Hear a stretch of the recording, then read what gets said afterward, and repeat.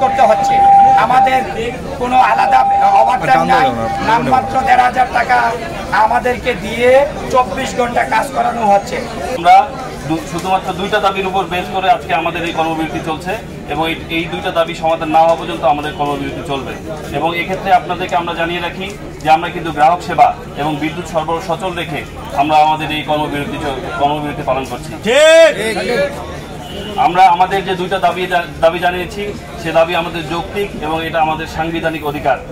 আমাদের প্রথম দাবি হচ্ছে পল্লী বিদ্যুতায়ন বোর্ড এবং পল্লী বিদ্যুৎ সমিতিতে এক ও অভিন্ন চাকরিবিধি বাস্তবায়ন করতে হবে। এবং আমাদের দ্বিতীয় দাবি হচ্ছে পল্লী বিদ্যুৎ সমিতিতে নিয়োজিত যে সকল অনিয়মিত চুক্তিভিত্তিক এবং কাজ নাই মজুরি নাই ভিত্তিতে কর্মচারী নিয়োগ করা আছে তাদের সকলকে অবিলম্বে নিয়মিতকরণ করতে হবে।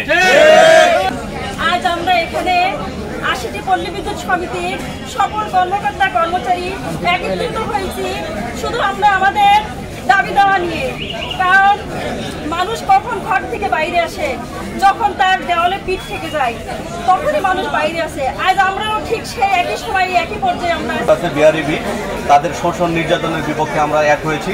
আমাদের দুইটা দাবি, একটা হচ্ছে আরইবি এবং আরইবির নিয়ন্ত্রণাধীন ৮০টা পল্লী বিদ্যুৎ সমিতিতে অভিন্ন সার্ভিস কোড প্রণয়ন এবং সকল প্রকার অনিয়মিত এবং চুক্তিভিত্তিক কর্মকর্তা কর্মচারীদেরকে নিয়মিতকরণের জন্য।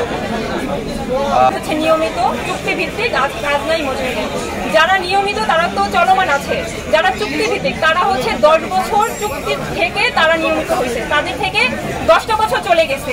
এরপরে দীর্ঘ ২০ বছর পরে ২০২৩ সালের মার্চের ৩ তারিখ ২০২১ যখন করোনায় আক্রান্ত সবাই, তখন তারা যখন সার্কুলার দিচ্ছে তখন আমাদের কাজ নাই মজুরি নাই ভিত্তিতে এই প্রকল্পে আমাদের সার্কুলার দেওয়া হয়েছে। ওই সময়ে প্রায় ১,৫০০ থেকে ২,০০০ কাজ নাই মজুরি নাই এরা হচ্ছে এখানে কাজে নিয়োজিত হয়েছে। এরপর ২০২৩ সালের শেষের দিকে আবারও সেই নামটাকে পরিবর্তন করে দৈনিক শ্রমিক হিসেবে তারা সার্কুলার দিয়েছে, যেটা এরপরে আবারও ১,৫০০ থেকে ২,০০০ সারা বাংলাদেশে আবারও কাজ নাই মজুরি নেই বা দৈনিক শ্রমিক হিসেবে তারা নিয়োজিত হয়েছে। এখন ২০২৪ সাল পর্যন্ত আমরা কোনো ভাতা, কোনো চিকিৎসা ভাতা, কোনো বৈদ্যুতিক বিল আমরা কোনো কিছুই পাই না, বোনাস। আমরা সকল ঝড় বৃষ্টি ভরসা করে মানুষের দ্বারে দ্বারে যেয়ে বিদ্যুতের রিডিং গ্রহণ করি এবং বিল বিতরণ করি, কিন্তু আমরা ৯৬ সাল থেকে আজ পর্যন্ত নিয়মিত হইতে পারি নাই।